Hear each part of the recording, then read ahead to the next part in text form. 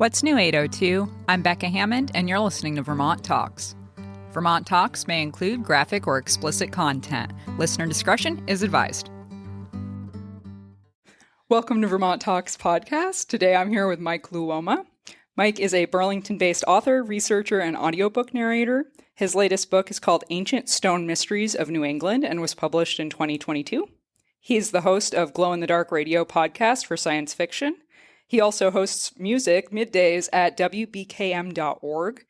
And he's the creator of Ancient Stone Mysteries, the YouTube channel, and the Facebook group. Mike, welcome on the show today. Well, thank you very much, Becca. I'm so excited to have you here. It's fun having another podcaster on the show. Very, very cool. So let's talk about you a little bit, and then we'll talk about all of your different projects. All right. Tell me about yourself. Where are you from? Well, I'm originally from Massachusetts. I grew up down in Hudson, Mass., which is kind of in central Mass, near Worcester, in between Boston and Worcester. And I came up here to go to college. I went to St. Michael's College. And after I graduated, I never left. So I'm one of those transplants. But I've been here now since 87 when I got out of college. So I spent a lot of time on the radio around these parts. And so people might know my name and my voice actually from hearing me that way. But I've also been doing podcasting since 2006 because I was looking for a way to get my science fiction out. And I'm an independent author and researcher because my degree back in those St. Mike's days was in journalism. So I've been a writer all this time too. And these days I'm looking into stonework. Very cool. And I've looked at your YouTube channel. I checked out your Facebook group and it seems really interesting. And we're going to deep dive into all of your research that you've done because I find this incredible. Props to you on being a podcaster for almost 20 years. That's amazing. Yeah, I was kind of in the early stages. 2006, I still was kind of like the second wave, but yeah, early. Yeah, definitely not. I feel like podcasts didn't really come into their own until the mid-2010s, honestly. That's when everyone suddenly was listening to podcasts constantly. So that's amazing. There's kind of like a graph I could draw about how many people stopped asking me, what's a podcast? Because there was a learning curve, but then it just went away. Yeah, that makes sense. Do you know how many different episodes you've put out over that period of time? I think I'm up to 772 or so. Wow. Yeah. I got like one of those Facebook reminders of a memory. 5 years ago, I hit 500. So that's impressive. So you mentioned you're a journalist and you've been on the radio. Have you been on anything other than WBKM or? Oh, sure. Yeah. I spent like 18 years with WIZN, which was the Wizard. Yes. And then I was on The Point for about 10 years, which is WNCS out of Montpelier and a few other signals. So I was there until 2018, and now I've been with WBKM.org since then. That's amazing. Wow. Props to you. I'm truly impressed.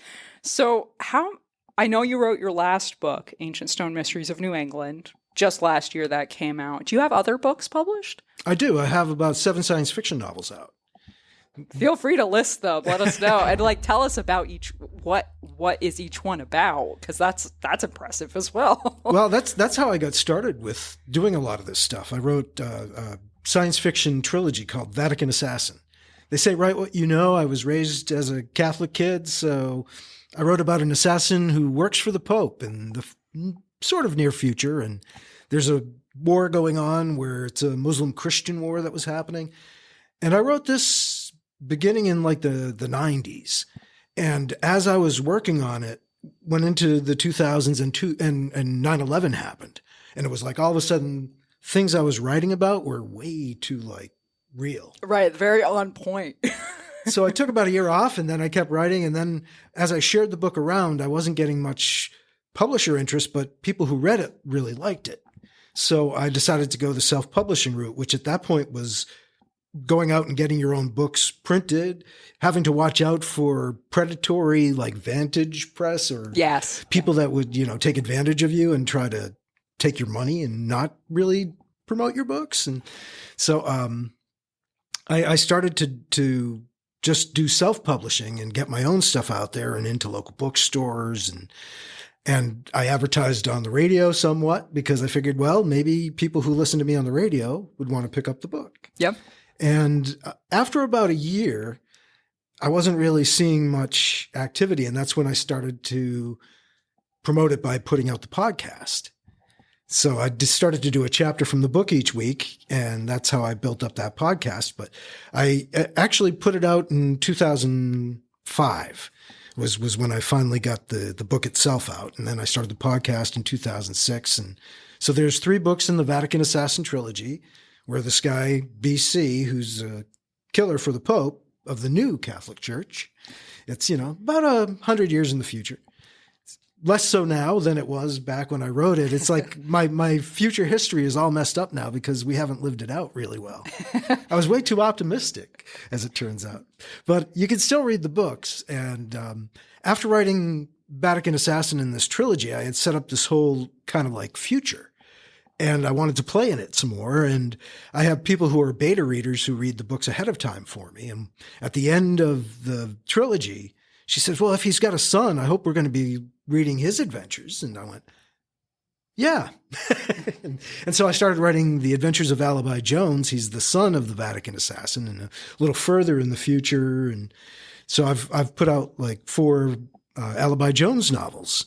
Oh, cool. That's really fascinating. I love when an author can create a whole world and have everything kind of seamlessly flow together throughout their books. That's really cool. It's too much fun not to keep playing in that future once you've created it. You do a lot of world building, but you also create characters. And so some of the characters have carried over from one series to another. Others haven't, and others are brand new. And we're also expanding into a universe that's already out there. Like it's already settled by aliens and cultures that have preceded us. So we're kind of the new guys on the scene out there. And so it's kind of fun to play with that. And I've left things kind of hanging at the end of my last novel. And then I wrote the nonfiction book. So I still need to get back to finish things off from where I left things in the last novel, which was Alibi Jones and the Starseeds of Earth. Very cool. Alibi Jones. I love the name. So let's talk about the nonfiction book a little bit. Absolutely. It seems like you put a huge amount of work into researching this and fascinating things that you're talking about on your YouTube channel, in your Facebook group. Tell me what you find the most interesting and what's the most important to you, because we could talk all day about this one book in particular. Well, I think like most people, I thought that all the stone walls and old stone stuff you see around New England was just from colonial farmers, sheep farmers, etc. As I began to look into it, because of some like kind of intuitive experiences I had, I began to discover that since the 1970s, there's been a group of researchers saying, no, it isn't just colonial. It isn't just sheep farmers. Some of the stuff is older, and there's actually an indigenous tradition of building with stonework.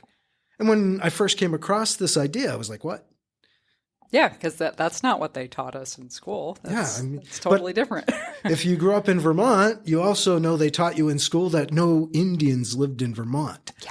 And that is so untrue. Yeah, entirely untrue. Oh, my word. And people are still here. It's like they haven't gone anywhere. Yeah. They survived all kinds of crap, and they're still here. I know, and they're still claiming they're not here. It's amazing. But, so it was one of those things. It's kind of like led me into this area where I'm like, well, let me learn more. And I discovered that, since the 1970s, there have been mostly avocational and amateur archaeologists, some people that are scientists in other fields who have come into this field and looked into the possibility this is Native American stonework. And some of it started right in southern Vermont, down in South Royalton. There's a valley that some of these early researchers called Calendar. And Calendar 1 is what it's come to be called. And there's an ancient stone chamber in the middle of this calendar, as they call it. So that's kind of been christened the Calendar 1 chamber. And what they found is that this bowl-shaped valley that this stone chamber is in had different features on the horizon, and you could tell what time of year it was by what stars were going down past the different ridges. And so this is why they decided it was a calendar, and they thought, well, we know that the Europeans weren't doing this. So we know this had to be Native American, indigenous work that predates. And in trying to determine how far it predated, they looked at the procession of the stars, like what stars were going down when. And judging by when the Pleiades were going down, they were like, well, it's likely that these date back to at least the 1500s, if not sooner. So there's a developing idea of this in the late 70s, early 80s. And then in 1989, these guys put out their book. James Maver and Byron Dix put out Manitou. And when I first had what I call my intuitive experience, it was in a stone chamber down in Massachusetts. And I started describing this, and I was like, I felt compelled to show people pictures. And I had, before this, never been into photography or video. So this was like the whole rabbit hole. And as I went down it and learned about these guys, I read Manitou. What was fascinating to me is that as I was reading this book, the places and sites that they were describing, there were synchronicities occurring in my own life where people were reaching out to me and saying, hey, Mike, you want to go see Calendar 1? Hey, Mike, let's go see, I can finally make a trip. We can go see Calendar 2 because there's another stone chamber that they call Calendar 2, which is in South Woodstock, Vermont. Cool. And this was like just after COVID had kind of done its first cresting, and it was like the summer and people were starting to do more, but you couldn't go out of state. Mm-hmm. So I was doing stuff in state. I had originally planned to like go see some of the mounds and stuff in the Midwest, because that's what I had been researching. I was researching the indigenous people who built the huge mounds. Like there's a giant earthen pyramid in Cahokia, which is just outside of St. Louis, 5th largest pyramid in the world, and most people don't know it exists. So I was getting into that, but didn't realize there were actual examples of indigenous work, maybe not comparable to the 5th largest pyramid in the world, but still indigenous stonework right under my nose. I didn't know. And I was like looking into all this stuff in the Midwest. And then when COVID hit, I had to kind of focus more narrowly, and all of a sudden began to realize, no, there's stuff here. There's a huge amount of it too. That's what I find so fascinating, is that I don't know if we purposely overlooked this or if we always just made the assumption, that was the colonial people. Don't worry about it so much. It's very clearly man-made, though, and I've even seen things on my own parents' farm where I thought, this seems off. Like, this doesn't seem quite right, but what can you do as a person who knows nothing about archaeology? If you're just a Vermonter walking through the woods, you kind of notice things and you go, that's interesting, and you just kind of move on and you don't dive into it. That's really impressive. So are there any other sites? I'm so fascinated by this. Oh God, there's sites everywhere, and I keep getting tipped to more. I was just tipped to a site in Richmond, and I was just at a site that was near that in Jericho. That this site in Richmond seems to have stuff that might point to the other site. Oh wow! So that's fascinating. Yeah, I don't want to give out too much information. But, definitely. But there is my YouTube channel, and people can see. I did just do a video on this hollow in Richmond where I saw what are considered classic stone prayers, as they call them, built by indigenous people, more than likely. I need to get in touch with some of the Abnaki to find out what their sense is on this, though, because they're not one of the tribes that's talked about this as extensively. There's a bunch of the federally recognized tribes are banded together in a group called the United Southern and Eastern Tribes, or the United South and Eastern Tribes. Mm-hmm. And they've put out resolutions recognizing this ceremonial stonework in the Northeast. They want to make a, firm commitment. This is our ancestors' work, and it needs to be respected and preserved. Yes, and recognized to start with, and then definitely preserved, because that worries me. We don't know whose land is what and what's being just destroyed to build a house. People don't know. It's fascinating. And most state archaeologists don't recognize it yet. So we've run into that kind of an official denial. So I'll report stuff to our state archaeologist, but he doesn't get back to me on it. Mm-hmm. But I want to let him know when I'm finding things that could be of interest, and, maybe he'll come around. I mean, I see something interesting in Indian Brook Reservoir Park, If you go up there, I don't mind telling people because you walk past them on the trails, there are stone rows there that could be indigenous work, even though we assume that those are settlers' work. I think it's because we never assume that indigenous people work with stone. And some of the Europeans coming over were masons, and they had this lofty idea of people working with stone, and they would not attribute it to the savages, as they called them, as they came over here. Of course, when you look at the behavior, the question of who the savages were is, I think, debatable. Yes, very debatable. But yeah, I mean, I've even in the Champlain Valley found remarkable possible examples of this stuff. I don't want to say for sure that it is, but I will say that possibly it is. Right. It should be considered. Someone should take a look at these things and try and determine where they came from and at what time period. It's so fascinating. So most of the stonework you talk about, do you find any carvings, or is it mostly structure based? Most is structural.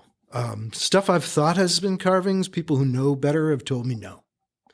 So I still think it's maybe carving or work, but the people who know better tell me no. So, well, we'll find out. I haven't seen any petroglyphs, but there are some in Vermont, down in Bellows Falls. There's actual petroglyphs. Yep. I just haven't made it down to see those at this point. So, is it on state land? Is a lot of what you're finding on state land, or is a lot of it on privately owned? I find it mostly on public land. I've been invited out to a couple of private places, like a place in Huntington. A local resident invited me out, and we found a stone structure, a cairn-like structure, and he also had what looked like a semicircle of stones around a raised area next to an overhang. So that looked like it could be a little like maybe a sweat lodge or some hunting blind or something that somebody had created. I was invited out to Heinsberg too to see some features. So I've been to a couple private places, but most of the places I go to are on public land because I want to see what's available and I don't want to trespass. Yes, exactly. Now, I also do a lot down in the area I grew up in Massachusetts. Down there, I'm not as worried about trespassing because people don't have firearms to the same degree. Valid. Very valid. But, also this time of year, you have to go out wearing your blaze orange because there are hunters and other people out there. So if you're going to do this kind of stuff, please be aware of being safe about it. That's just a little thing I want to pass along. Yes, always. If you're in the woods in Vermont, always just err on the side of caution because it's easy to mistake things in the trees. There's been too many accidents. Yeah. So yes, definitely wear orange if you're going out. I'm truly fascinated by this. I would love to talk more about your book, but where can people buy your book? Where do you recommend people look for your actual written works? Where do you send people? I send people to my website, to glowinthedarkradio.com or ancientstonemysteries.com. So those are the two main ones I have. But my books are everywhere. You can get them not necessarily in brick and mortar stores, but everywhere online. So if you do Amazon, they're there. They're at Barnes & Noble. They're at bookshop.org if you'd rather not do any of the more commercial ones. And also at lulu.com. That's my printer. I do everything myself, and I do it print on demand.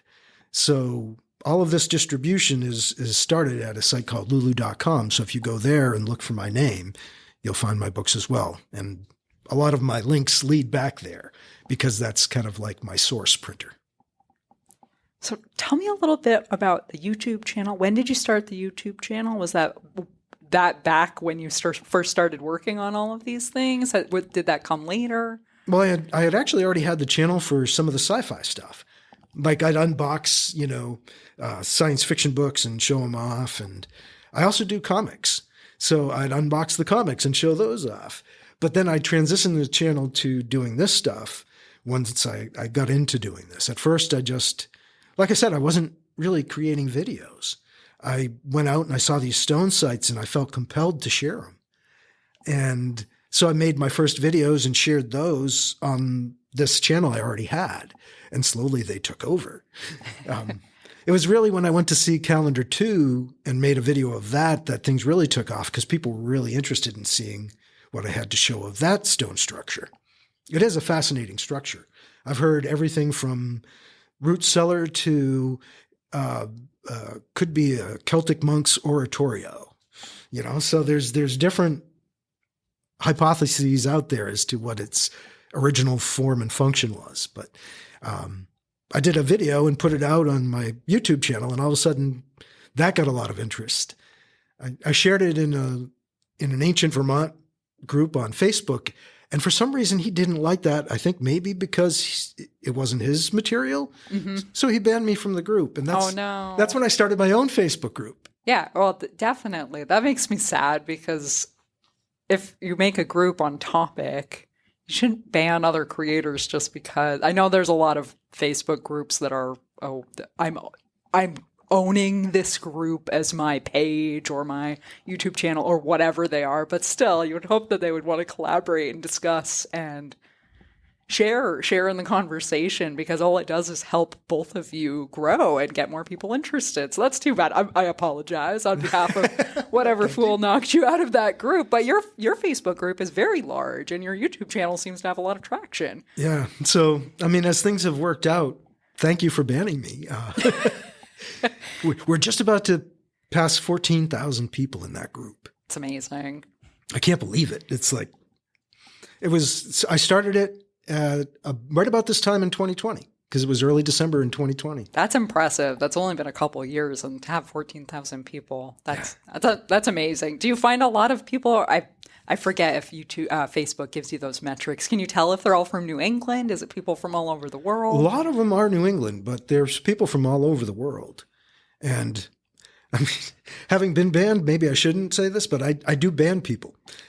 Even with that many members, I try to let people have a space for discussion.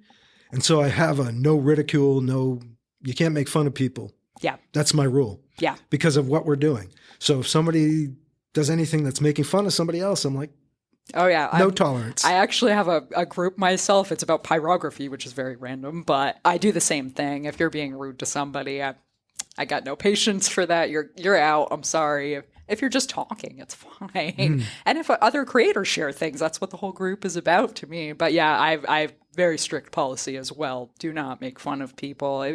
And don't make fun of people asking questions. That one really bothers me, because we're all here to learn. We're here to discuss. And we get a lot of that because we get new people all the time joining, and they want to know, what's the deal? I thought this was just sheep stuff. Right. And that's it. I've never heard of Calendar 1 or Calendar 2 until looking into your research. So this is, if someone comes in and asks, what's Calendar 1? Like, what are you talking about? Don't make fun of them. And I am lucky, too, because I do have other people who are doing this work who do contribute to the group.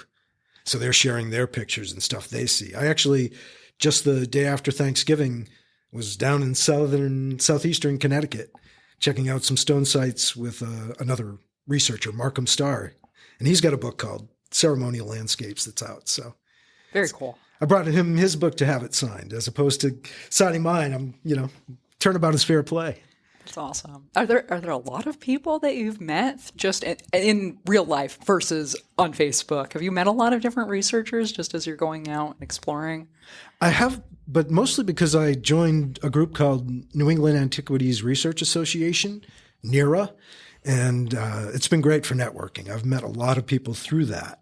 What's kind of cool is that as I first got into this stuff in like 2019, and I'm doing research and reading and trying to wrap my head around it, I'm now exchanging emails and information with people whose papers I was reading back in those days, 3-4 years ago. But still, it's kind of neat to have progressed with all this stuff to a point that I'm working with those people now. Hey, you're a respected member of the archaeological community now. The amateur archaeological community. I don't want to say too much here. I have to interject where a lot of science is done. A lot of research is done by the amateurs. I always find it fascinating. This is a totally different field, but astronomy, the amount of people who are amateur astronomers who are the people discovering new planets, they find exoplanets. People have enough gear and equipment in their own home that they're finding exoplanets.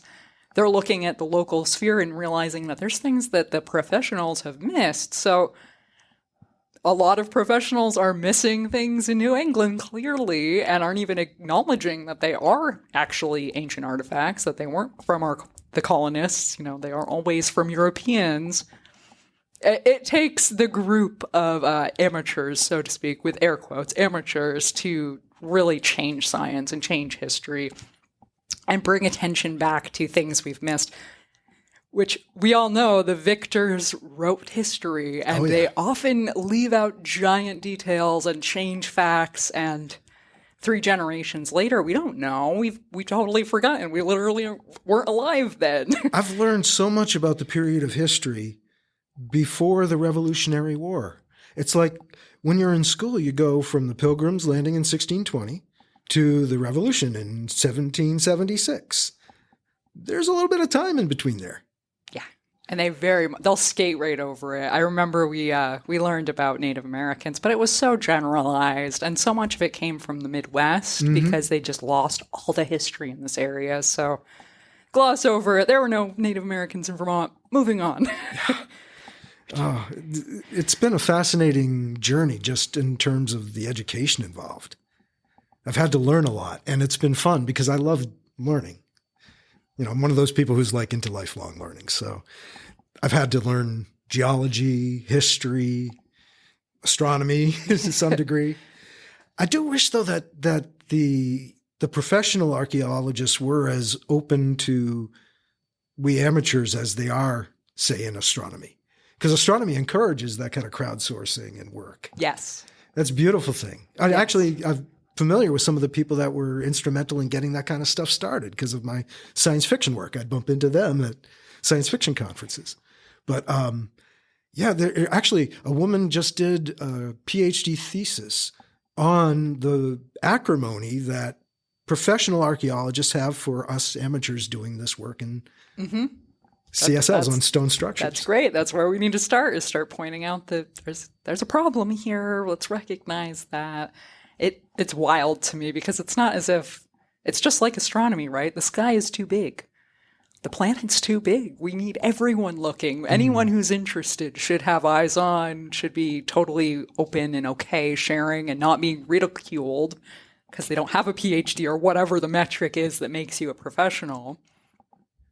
Open, honest communication for everybody. Well, and data points. You need the data, or else you can't make any sort of assumption on anything if you don't have the data. And if you're selectively picking data apart and throwing things out, that just never ends well in scientific fields, no matter what field it is. Medical, historical, astronomy, all of it. You need the data points. And luckily, there is some change coming. And, as older folks die off and leave us, some of the younger ones have more open minds. And even some of the older ones. Curtis Hoffman is a professor emeritus from Bridgewater State University in Massachusetts. And he's got a book out called Stone Prayers on this stuff, which came out in 2018. Now, he accuses his colleagues of being scientistic and engaging in scientism because of their stance towards the stonework. But he's open to it. And this Stone Prayers is a study where he creates data points and shows how these structures are more likely indigenous than anything else. It makes total sense to me. I don't see how we got to this point where we pretended that it just didn't happen.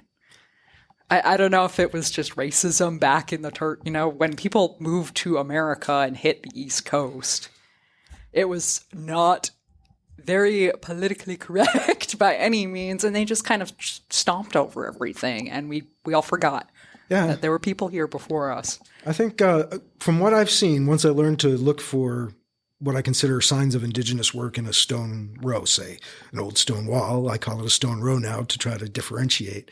But when I see these signs, sometimes I see that they've been adapted. A lot of stuff, it looks like, has been turned into straight stone rows, or you can see there's old designs, but new stuff has been built on top of them. So I think a lot of people came through and adapted what was here because you use what's here. And probably a lot of people assumed, oh, that was just some crazy guy who tried to settle the land before me and quitclaim. And now I get this land. And so I just got to use whatever this old farmer did. So I think there were a lot of like assumptions. Yeah. And, people would assume because, their grandfather had the farm that, oh, he probably did that back when. So I don't know that there's necessarily like even like acrimony there or an ill intent in assuming that it's all colonial or settler work or post-indigenous work. I think a lot of it is just assumptions. Yeah. Yeah, which makes total sense because that's a lot of farmers in this area. You would never maliciously say, oh, at least not in today's age, that, oh, no, it couldn't have been Native Americans. It must have been a colonial farmer. But it's just the assumption. That's just the world we all grew up in. Going back 200 years at this point, that was the world they grew up in. Yeah. Yeah, that's fascinating. Okay, we need to talk a little bit about your science fiction podcast. Let me get the name right. Glow in the Dark Radio Podcast. What a great name. Great name. And I read the synopsis on your website. So you read your science fiction on your podcast? I do. Well, I've been narrating audiobooks for years. It's one of the things I do. And I got into that because of podcasting my own science fiction. So, yeah, I originally, as I said, in 2006, was trying to figure out a way to promote my books. And I'm like, well, what's this podcasting thing? I could try this. And it worked. I mean, as I put out the chapters week by week, I built an audience and ended up getting invited to science fiction conventions and put the books out. And things just kind of took off from there. And now I still do it every week. It's like, time to do the podcast. So one chapter a week, is that your structure? It is, roughly. When I was first writing the books, I look back now and I wonder why I have like chapters that are way too long. So I've had to divide up some of those chapters just to make it more like manageable in terms of individual episodes. Yeah. So not every chapter is a 20-minute chapter, but that's about what I strive for in terms of I want to have at least that much content. And, but I'm in the second book now. I'm doing a representation of the Vatican Assassin trilogy. And the second book's called Vatican Ambassador. And I just had a chapter that in recorded terms came out to be 2 hours long. I'm like, what was I thinking? So I had to divide that one up. Yeah, that makes sense. So it's not necessarily a chapter each week, but roughly. It makes total sense. I feel like a lot of us who listen to audiobooks and podcasts, we have these moments where it's like the 4-hour podcast. You love it, but it gets really hard if you lose your spot and you end up having to click around. Like, where did I leave off? I've just skipped over something, or now I'm re-listening to the last 10 minutes because it's just such a long file. So props to you. It's definitely good to keep your listeners in mind when you're reading something like that. It is easy to go very long. I've had a couple, I think 2.5 hour long podcasts. It's like, whoa, I feel like we talked about so much that I'm getting lost in what we discussed. And I'm the one who actually had the conversation. So I just imagine for my listeners that they say, whoa, back it up. I missed something. I started talking to someone. Now I need to go back. Oh no, I'm listening to everything over again. What happened? It's an interesting medium, just having audio only. Like it's really nice if you can get transcripts and all of those written, but which helps with placeholders in the audio file, but it's really nice. I appreciate that you do break it down a little bit. Now, I figure if people want the whole thing, they can go get the audiobook, because I've actually got the entire trilogy as an audiobook. It's like 30 hours. Nice. So, that's really cool. So you recorded it, must be obviously yourself. You recorded your entire audiobook series yourself. Although I need to say, for Vatican Assassin, it was a few years ago now, it was the 15th anniversary of it. And because we were in the midst of the pandemic, I was able to reach out to about 7 other voice actors who I've been podcasting, and, they've been friends of mine, and we know each other from both online and conventions, etc.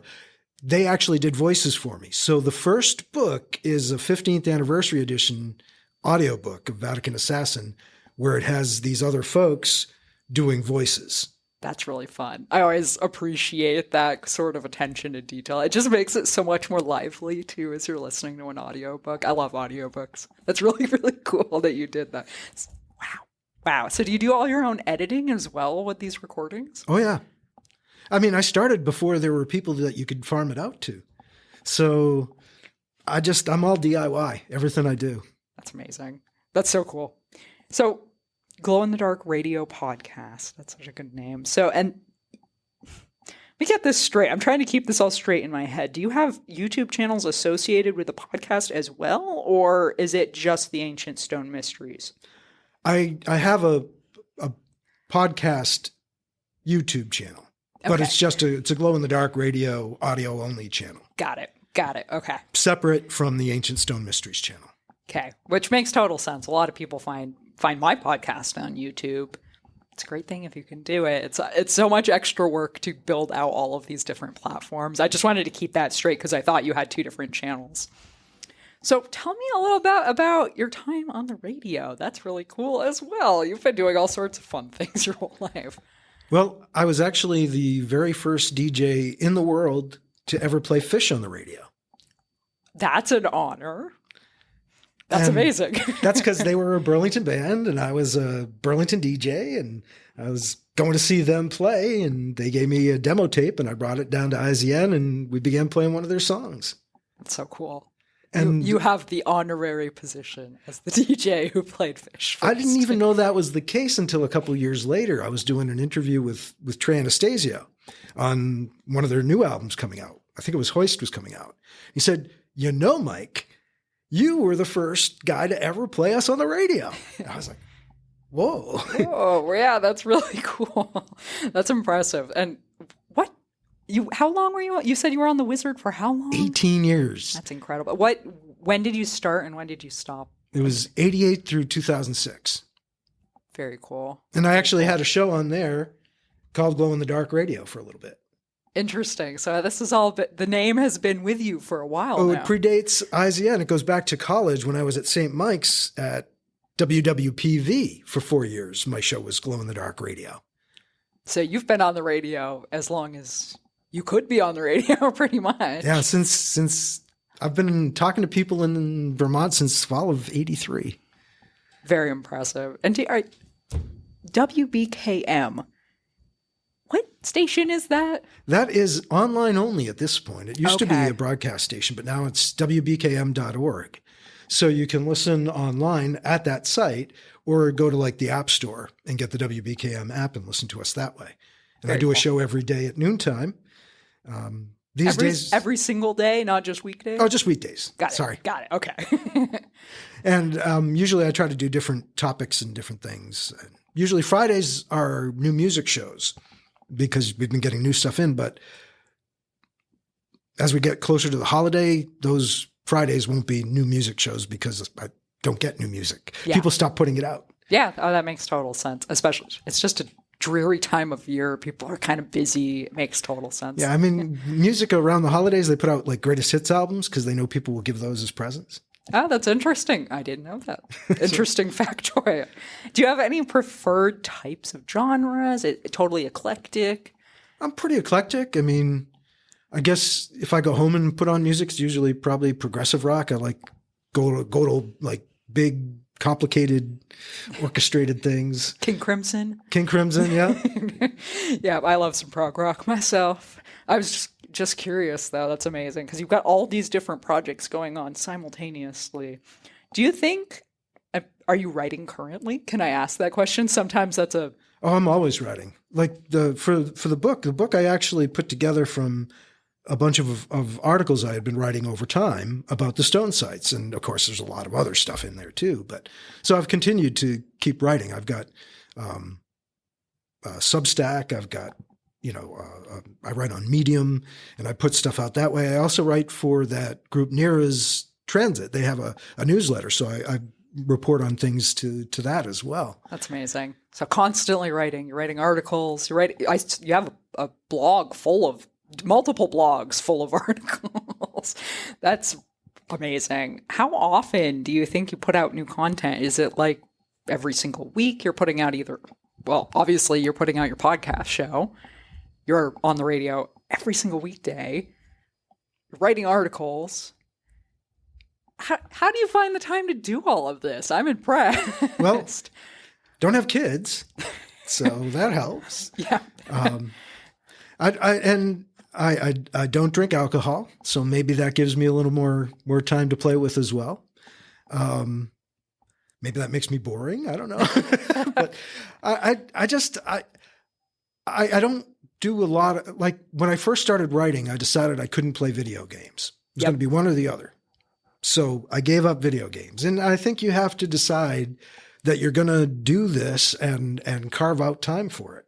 Yeah. And it can be done. It's just that you have to really be dedicated to it. Yeah, content creation in general, whether it's video, audio, writing, there is a huge amount of work to go into this. If you want to do it well, I feel like you could you could probably get by not trying too hard, but a lot of people will not pay any attention because they can tell you didn't try very hard. Yeah, because everybody's got the ability to do these things now. So you really have to rise above, or who's going to pay attention?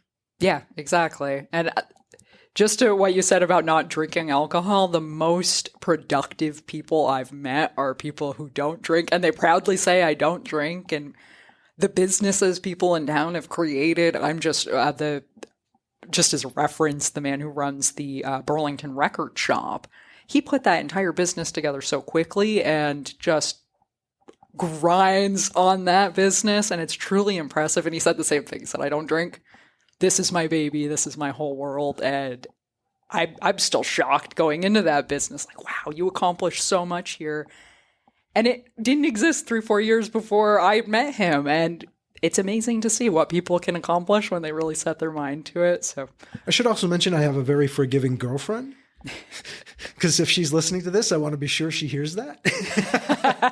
Because she's been very understanding in me putting my time in and doing this stuff. You've got to put the time in to do as much as you're doing. I'm amazed how much you've gotten done.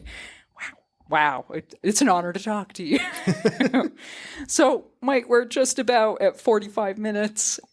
Is there anything that you'd love to tell people about yourself, about your work, anything in particular we haven't covered yet? Wow. That's kind of broad, and we've covered a lot. We've covered a lot, but I always have to say that because I might have missed something big that you really feel like is important to you. I want to make sure we cover what's important to you. Well, the reason I wrote the book and I do all this stuff is I want people to take a look around them and realize that this world has been going on for a lot longer than we realize. The indigenous people have been here since time immemorial, they tell us, which means to the Ice Age and probably earlier. And as you look into this stuff, their stories confirm that. Mm-hmm. And I think it's important if I can get people to read my book or, watch a video and begin to look around themselves and look into their own backyards and go, wait, how old is this stuff? And begin to have their minds expanded a little bit in this direction, begin to think a little bit differently, realize that this wasn't some vast wilderness when Europeans arrived, but rather, if you read the actual historians like 1492 and other early historians, now they tell us this was like a garden, that this was cultivated and it was maintained by these indigenous people. And so even like our ideas about ecology need to be shifted because we're not trying to preserve something that was wild. We're trying to preserve something that was tended. And so if I can get people to think larger, I guess that's what I want to do. That's a beautiful message. I can appreciate that. That's a beautiful message. Everyone should open their eyes a little bit more. You might have history in your backyard and not even know it. Oh, you probably do. That's the amazing part of it. Probably actually do. Well, let's cover a few of your links. So Mike Luoma, MikeLuoma.com. That's your main site. And Glow in the Dark Radio, spelled as said.com. Yep, those go to the same site. Oh, do they? Okay. Yeah. All right. I probably knew this, but And those are the two big ones. And you've got a whole bunch of other links, and they're all going to be on my show notes page. So I'm going to point people at vermonttalks.com/42, and they'll get all of the links to your YouTube channel, links to your podcast, links to everything that you've provided to me. Any other last words you want to share? Oh, well, ancientsstonemysteries.com, because I keep things a little bit separate. So I just want to be sure I get that in there. Is that one linked off of your MikeLuoma.com? I think so. I hope so. Okay. Yeah, it should be. All right, ancientsstonemysteries.com. Don't forget that one as well. Okay. Because that's what we've been talking about, so I wanted to. Yes, let's make sure that inject one's it in there. there a We'll little put bit that again. one at the top of the show notes page as well. It's been fantastic talking with you, Mike. If you write another book, please let me know. I'd love to have you back on the show so we can talk some more. Well, thanks for letting me, talk about all this stuff, Becca. I appreciate it, I love hearing people's stories, and I really love your message. Everyone should open their eyes and think a little different. Nah, because there's a lot more outside around us than you know. Yes. All right. Well, have a great day. Thank you all for listening. Thanks so much for listening to the end of the show. Subscribe to Vermont Talks on your favorite podcasting platform. You can find me on YouTube, Instagram, Facebook, all over the web. Contact Becca at vermonttalks.com if you'd like to be interviewed or if you know someone who should be. Thanks so much to Jason Baker for creating the show music. The views and opinions expressed by the guests are those of the individuals and do not necessarily reflect the official policy or position of Vermont Talks. Any content or statements provided by our guests are of their opinion and are not intended to malign any religion, ethnic group, club, organization, company, individual, anyone, or anything. And that's what was new in the 802. Have a great day.